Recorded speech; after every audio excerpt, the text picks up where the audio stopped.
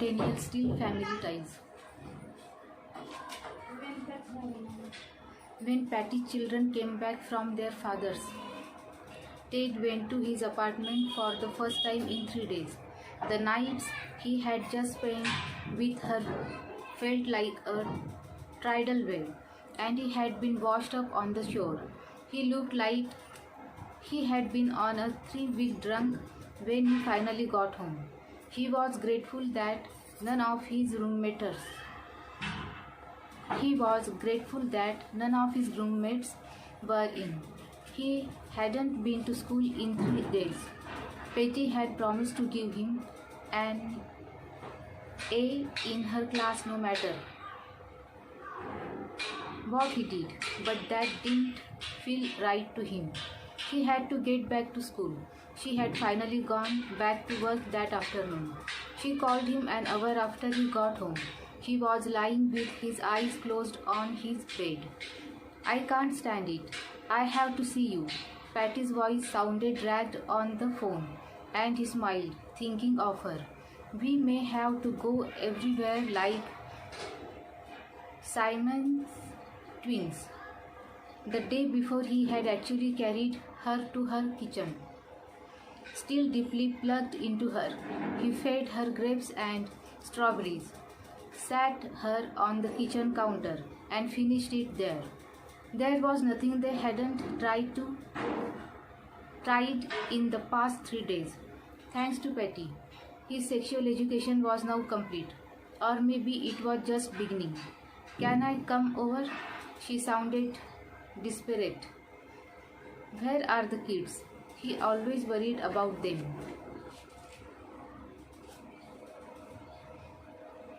He didn't want them to be upset in any way because of his wild affair with her. I can leave them with Mrs. Pacchio downstairs from a couple of hours. What are you doing? Lying on my bed. My roommate should be home soon. But you can come over if you want. He had his own room, although the walls were paper thin. It didn't even occur to him that they might be startled by her age. He had stopped thinking about the difference in their ages the first night. Sex had leveled the playing field between them. She was there half an hour later, after dropping the kids off and taking a cab to his place. She got there before his roommates, and they made love frantically for 2 hours before she had to leave. They had never left his bed or his room. They hardly talked to each other, except when they were too exhausted to make love again. But Patty said they were kinder spirits, and he believed her. What other explanation could there be for this? He could think of no other. See you tomorrow, she said dreamily as she left, and he kissed her.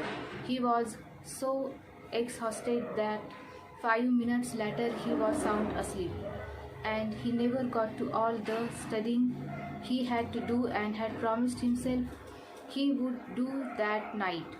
He had have to make up for it the next day. He would have to make up for it the next day. He had so much catching up to do now.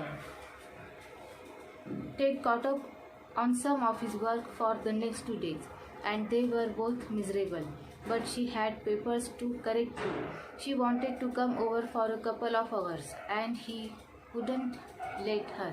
He knew they wouldn't be able to tear themselves away again, and he had to study for final exams in a couple of weeks. He had promised to take her to dinner at the Waverly Inn on Friday, and they were both looking forward to it. He wanted to spend a normal evening with her, talk to her across a dinner table and get to know her, not just have wild, abandoned sex wherever they could on every surface in her apartment. He wanted to have a relationship with her and try to figure out what this was. Was it just an animal attraction they couldn't control, or what it was? Patty kept saying that it was love. Ted wanted to find out, and he wanted to take her to dinner and act like a civilized adult with her, not just a sex maniac on a rampage. Petty was touched that he wanted to take her out, and the kids were back at their father's for the weekend, with their joint custody arrangement. The children went back and forth every couple of days, which gave Ted and Petty time to be together and a little brother in between.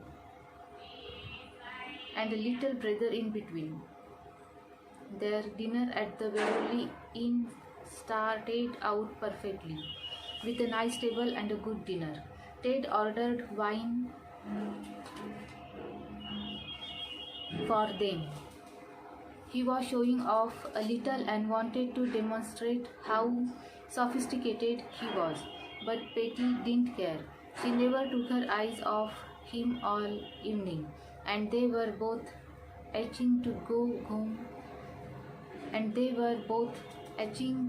home long before dessert.